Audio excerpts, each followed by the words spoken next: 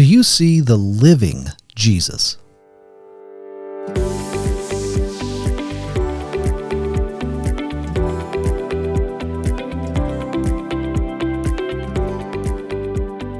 In John chapter 20 and verse 11, we read this, "But Mary was standing outside the tomb, weeping." Mary Magdalene was a loyal follower and servant of Jesus, and according to Luke 8 and verse 2, we know that she had seen and even personally known his healing touch. John 19:25 tells us that she was actually one of the women who remained faithful and didn't abandon the Lord as he hung on the cross. You know, really, what an incredible example Mary is of love and self-sacrifice to Jesus. But she's also a reminder of one who can be in relationship with the Lord, yet not recognize him as he faithfully shows himself in her darkest hour. Look, don't get me wrong. I can certainly understand her despair and her sense of loss as I consider all that Mary experienced in the last few days leading up to this event. She's been following the Lord in whom she believed was the Messiah, the Son of God, the one who would ascend to the throne of David and bring peace to Israel. But now, suddenly everything seems like it's fallen apart. Nothing has turned out as she imagined and hoped it would. And I think it's fair to say that from her viewpoint, there's been nothing but complete failure. So I understand that in this devastation of all that has engulfed her through these events, she finds herself not in celebration of what she thought would be Christ's victory, but in despair because of what she can only comprehend as total defeat.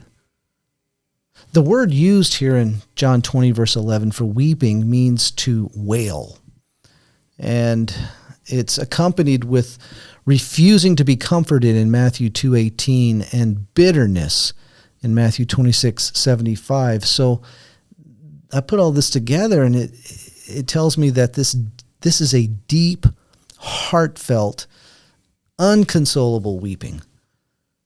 Warren Wiersbe speaks to this when he writes, "Mary's weeping was the loud lamentation so characteristic of Jewish people when they express their sorrow, according to John 11:31 and 33. There is certainly nothing wrong with sincere sorrow," he says, "because God made us to shed tears, and weeping is good therapy for broken hearts. The sorrow of the Christian, however, must be different from the hopeless sorrow of the world," 1 Thessalonians 4:13-18, "because we have been born again unto a living hope by the resurrection of Jesus Christ from the dead," 1 Peter 1:3.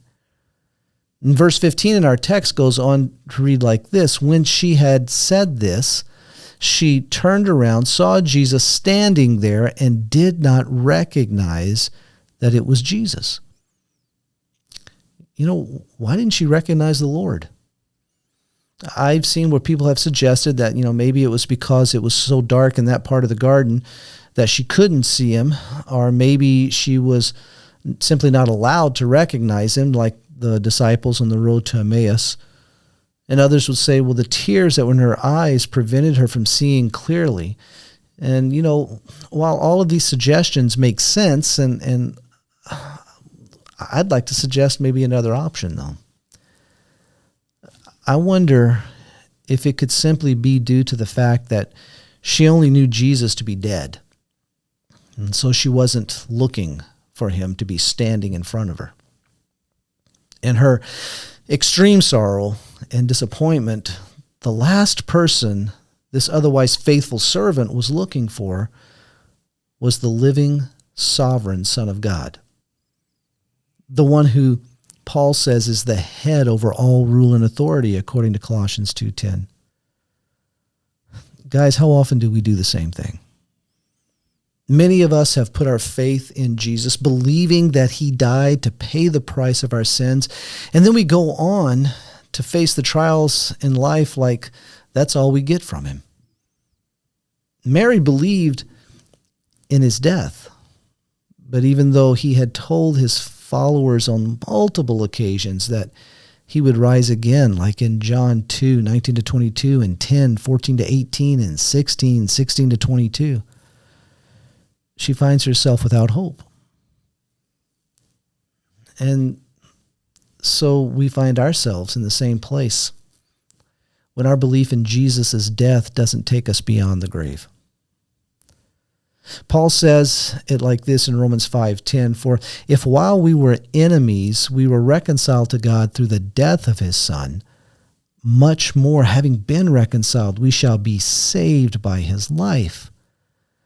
You see, the resurrected life of Jesus in the believer brings the benefit of his death. So often I find that I choose not to live in the victory of his death and resurrection, but I stay in the darkness of my sin, my hurt, my failure and disappointment. This is not what Jesus came to earth for, but that he might impart to us overwhelming victory in the midst of those black moments of life. After all, it was he who said, "The thief comes only to steal and kill and destroy. I came that they may have life and have it abundantly." John 10:10. Through faith, his death takes away our sin and failure, and his resurrection brings forth the abundance and victory of his life. Are you stuck in some devastating moment of life, not recognizing Jesus as he faithfully shows himself in your darkest hour? Or do you see him as Stephen did in the moment of his crisis? Alive, standing at the right hand of God in the place of authority, Acts 7:55. Brothers and sisters, by faith, look to Jesus. Fix your eyes on him and see him for all that he is. The one who died to pay the price for your sin, and the one who is victoriously resurrected, bringing you the life you were created for, even in your darkest hour.